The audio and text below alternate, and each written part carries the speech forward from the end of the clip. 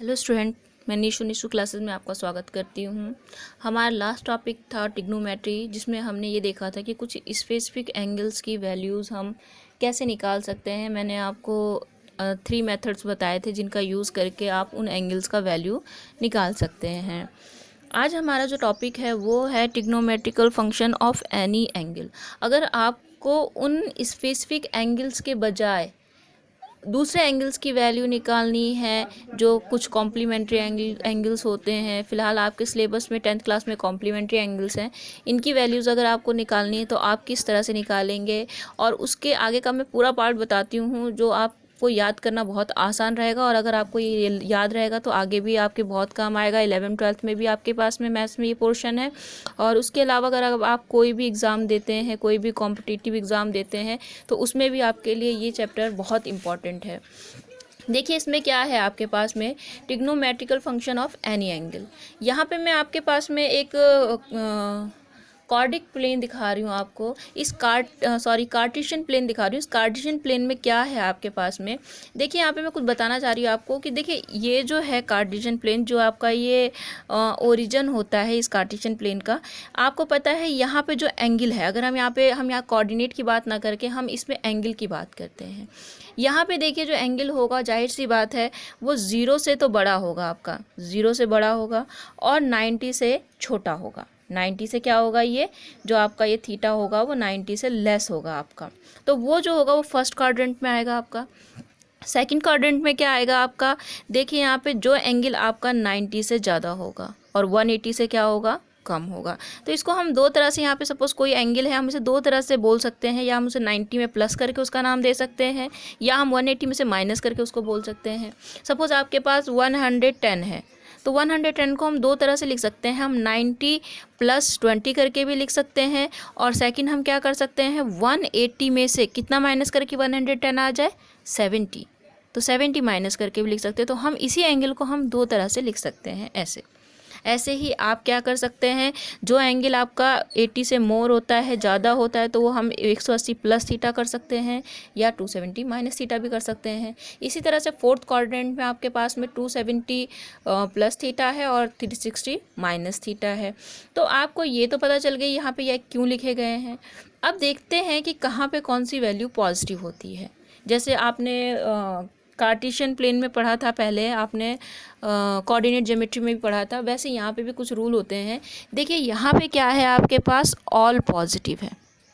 इसमें जो भी आपके ट्रिग्नोमेट्रिकल रेशियो होते हैं उन सब की वैल्यू यहाँ पे प्लस होती है, सारी पॉजिटिव होती है। साइन, कॉस, टेन, कोसेक, सेक, कॉट, सब की वैल्यू यहाँ पे प्लस होती है। इसमें आपके पास जो होता है इस एंगल के अंदर, वो होता है साइन, और उसका अपोजिट होता है कॉसेक। ये पॉजिटिव होता है, बाकी नेगेटिव होता है।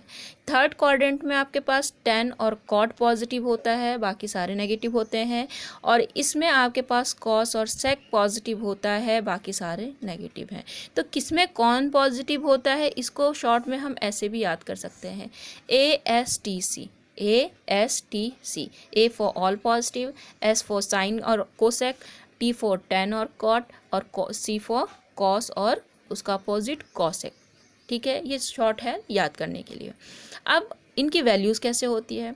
सपोज आपके पास में साइन 90 - थीटा है, तो साइन 90 - थीटा की वैल्यू क्या होगी आपके पास में, ये थीटा आपका कोई भी एंगल हो सकता है, कोई भी एक्यूट एंगल आपका हो सकता है। अगर आप उसे 90 में से माइनस करते हैं तो देखिए उसकी जो वैल्यू चेंज हो जाती है, उसको हम बोलते हैं कॉस थीटा। मतलब साइन 90 - थीटा की वैल्यू होती है कॉस थीटा।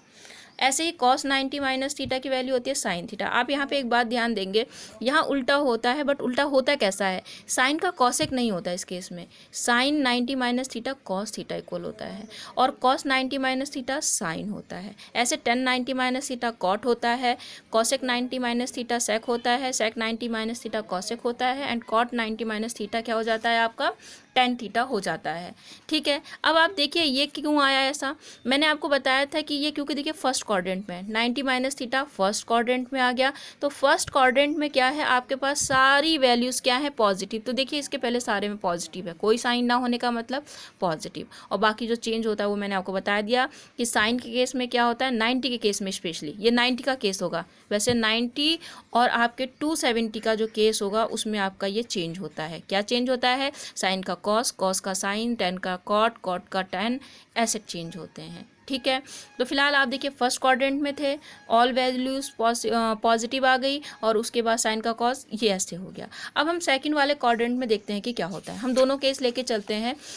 सपोज आपके पास 180 माइनस थीटा और वो 90 प्लस थीटा दोनों केस है। तो देखिए यहाँ पे ये है आपके पास। अब सेकंड क्वाड्रेंट में देखते हैं, सेकंड क्वाड्रेंट में आ गया हम।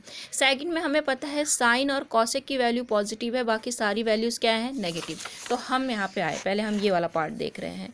यहाँ देखेंगे हम साइन कहाँ है, एक साइन ये है आपका और साइन का अपोजिट कॉसेक कहाँ है, ये है। तो साइन और कॉसेक की वैल्यू आपके पास प्लस होंगी, देख रहे हैं आप लोग, प्लस है। बाकी सारी वैल्यूज़ क्या होंगी यहाँ पे, माइनस होंगी, आपके पास माइनस आ गई। और क्योंकि ये 90 है इनके पास, 90 प्लस या 90 माइनस, तो इसका क्या हो जाएगा आपका, देखो साइन का कॉस, कॉस का वही जो पहले हुआ था, कॉस का साइन, टेन का कॉट, कॉट का टेन, इस तरह से आपके पास ये हो गया। अच्छा, इसको हमने कहा कि सेकंड क्वाड्रेंट को हम 180 माइनस थीटा भी कर सकते हैं। तो आप 180 माइनस थीटा करेंगे तो देखिए चेंज क्या होगा। पहले तो वही होगा कि साइन और कॉसेक की वैल्यू यहाँ पे पॉजिटिव होगी, बाकी सारी क्या होगी, नेगेटिव। तो हमने देखिए साइन और कॉसेक की वैल्यू को पॉजिटिव कर दिया, बाकी सारी वैल्यूज़ हमारे पास क्या आ गई, नेगेटिव। अब देखिए 180 और 360, 180 और 360 के केस में कोई भी चेंज नहीं होता। कोई भी चेंज ना होने का मतलब क्या होता है कि आपके पास जो जैसा है वैसे ही रहेगा, वैसे ही रहेगा। मतलब साइन का साइन ही रहेगा, कॉसेक का कॉस रहेगा, टेन का टेन रहेगा। मतलब सिर्फ साइन पे आपको विशेष ध्यान देना है। आपको समझ में आ गया होगा मैं क्या कहना चाह रही हूँ। मैं ये कहना चाह रही हूँ कि जो ये फर्स्ट क्वाड्रेंट है और ये सेकंड या थर्ड या फोर्थ, तो इसमें क्या खास है आपके पास, जहाँ 90 होगा, 90 प्लस 90 माइनस, या 270 प्लस 270 माइनस, तो ये वाले केस में आपके पास ये चेंज होंगे। साइन का कॉस, कॉस का साइन, कॉसेक का कॉसेक का सेक, सेक का कॉसेक, ये चेंजेस होंगे। लेकिन जहाँ पे 180 और 360 है वहाँ पे आपके पास में केवल साइन देखेंगे हम, साइन के अलावा साइन का साइन ही रहेगा, कॉस का कॉस ही रहेगा। ठीक है, शायद आपको समझ में आ गया होगा यहाँ पे। तो देखिए ये आपको समझ में आ गया। अब इसके बाद मैंने एक और लिखा हुआ है वो भी आपको दिखा देती हूँ।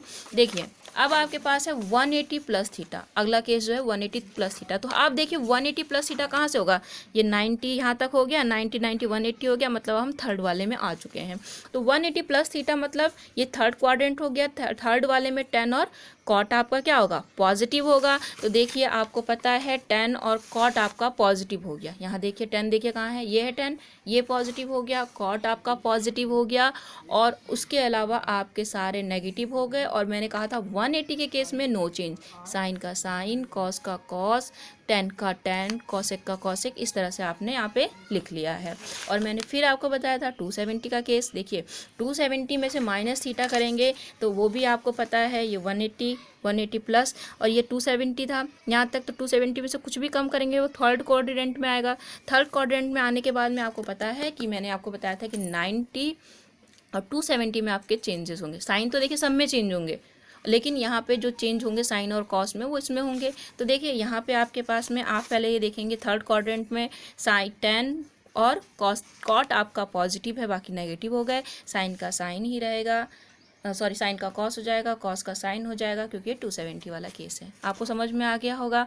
अब एक लास्ट केस जो आपका 360 वाला है वो आप देखना चाहें तो देख सकते हैं, और अगर आपको समझ में आ गया तो कोई ज़रूरत वैसे नहीं है। तो देखिए थर्ड केस जो है वो फोर्थ क्वाड्रेंट के लिए है आपका, सॉरी फोर्थ केस ही मानेंगे हम इसे, इस वाले के लिए। तो अगर आपके पास साइन 270 प्लस थीटा है और जो भी है इसके साथ सारे हैं, और इसके अलावा दूसरी तरह से आप इसे लिख सकते हैं साइन 360 माइनस थीटा। अगर आप 360 में से माइनस थीटा करेंगे तो सारे आ जाएंगे आपके पास। तो देखिए इस वाले क्वाड्रेंट में क्या पॉजिटिव है आपके पास, कॉसेक और सेक। तो जो भी यहाँ पे कॉसेक और सेक की वैल्यू होगी वो आपकी क्या होगी, यहाँ पे प्लस होगी, बाकी सारी वैल्यूज़ आपकी जो भी होंगी वो नेगेटिव हो जाएंगी। ऐसे यहाँ पे भी वही बात होगी कि जो कॉस है और उसका अपोजिट जो कॉसेक है वो पॉजिटिव होंगे, बाकी सारे क्या होंगे, नेगेटिव हो जाएंगे। अब चेंज क्या होगा, देखिए यहाँ पे तो चेंज होगा, sine 270 plus theta is equal to cos theta हो जाएगा, आपका माइनस कॉस थीटा हो जाएगा।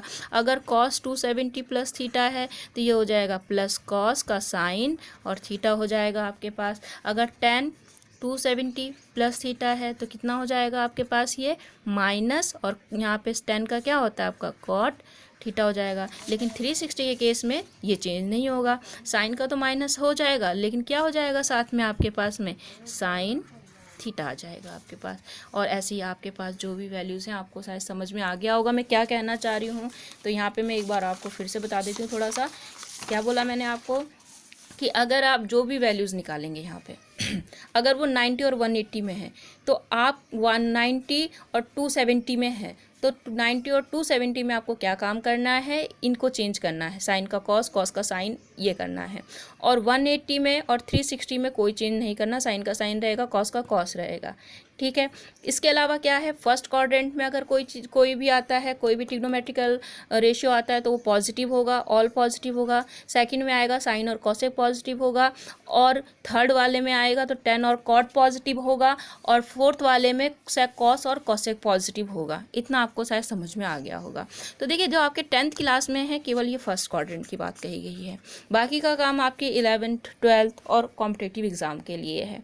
चलिए अब मैंने आपको जो ट्रिग्नोमेट्रिकल फंक्शन बताए थे लास्ट टाइम पे, हम उससे रिलेटेड कुछ क्वेश्चंस भी देख लेते हैं कि कैसे वो क्वेश्चन हमें यहाँ पे सॉल्व करने हैं। जैसे आपके पास में कुछ क्वेश्चंस हैं, देखिए यहाँ पे लिखे हुए हैं। आपके एक्सरसाइज में कुछ क्वेश्चन ऐसे हैं कि आपको वैल्यू निकालनी है, जैसे 2 10 square theta 45 plus cos square 30 minus sine square 60। तो आपको इनकी वैल्यूज़ निकालनी है। तो बहुत इजी क्वेश्चन है आपके एक्सरसाइज के ये। आपको कैसे निकालना है, आपको पता है कि 2 तो ठीक है, 10 स्क्वायर 45, 10 स्क्वायर आपको मैंने बताया ही था कि वैल्यू कैसे निकालते हैं। 10 ये 0 के लिए होता है, 30 के लिए 45।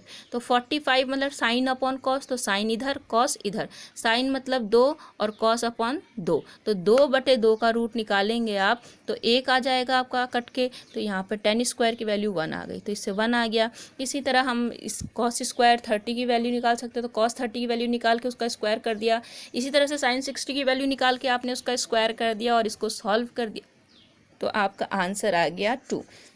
ये आपका आंसर आ गया है, ठीक है। एक क्वेश्चन आपके इस टाइप के भी आपके एक्सरसाइज में है। ये क्वेश्चन आपके बोर्ड एग्जाम में भी कई बार पूछा जाता है।